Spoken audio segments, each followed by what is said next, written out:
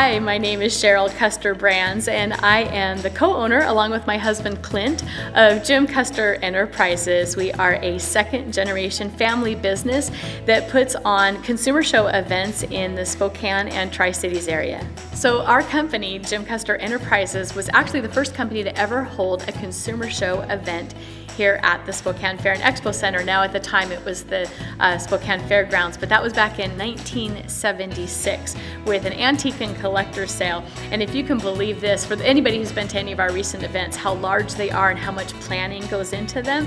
Back in the day, you could let us know you were coming. You would actually pick your table up off the wall and take it to a spot on the floor and plunk it down. Admission was 25 cents. So when you think about our admissions now and the fact that in 46 plus years, went from 25 cents and we're still under $10 is somewhat remarkable. But that is what we do now. 5 shows a year here. We do 2 arts and crafts shows in the fall and the spring. We do 2 antique and collector sale, also fall and spring, and then the Spokane Home and Yard Show. So 5 shows a year here, and we do 2 shows in the Tri-Cities as well. 7 events that keep us busy. So for most people, their experience of coming out to this facility is the Interstate Fair. I remember most about the fair when I was younger because I've been coming my whole life, but was the Ferris wheel.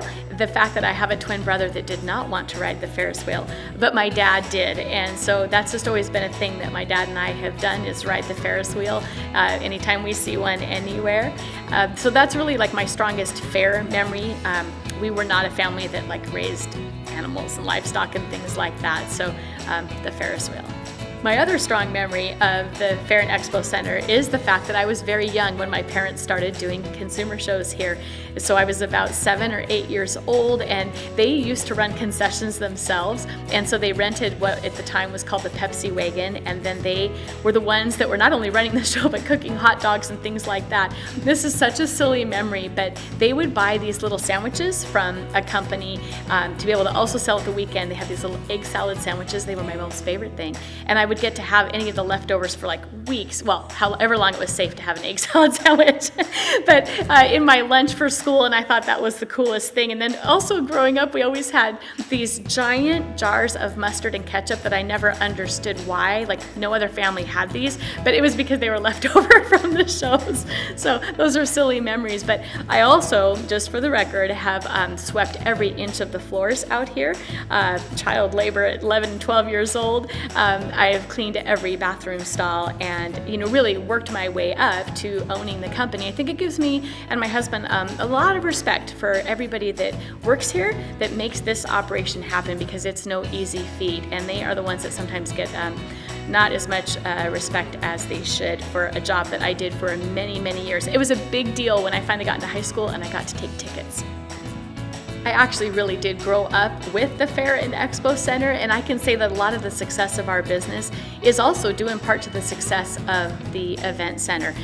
There were times, back in the day where it was my dad who was having to shovel sidewalks and things like that, and of course now we have, grounds and maintenance crew. We have 24-hour crews that help with that kind of thing. We used to have to hire our own janitorial, which is why, I was sweeping floors and cleaning toilets, and now there's a janitorial crew for that as well. And so our shows have been able to get larger as the facility has gotten larger, and so we really kind of grew up together. And of course now there's rarely a weekend here where there isn't a big event happening, which is such a huge economic boost for the whole region. So to do my job, you have to be a people person, and so that really is my favorite part of being here at the Fair and Expo Center, is the weekends where we actually get to hold our events. Most of the time we are just my husband and I working alone side by side, and then all of a sudden we come to a weekend where we get to be with so many people who are enjoying what we have worked many months to create. Our Christmas arts and craft shows in particular, because you've got the joy of the season, and we're now in a situation where we see 3 and sometimes even 4 generations attending that event. You can't beat the joy of the holidays, and especially this year we are thrilled to be able to bring that show back.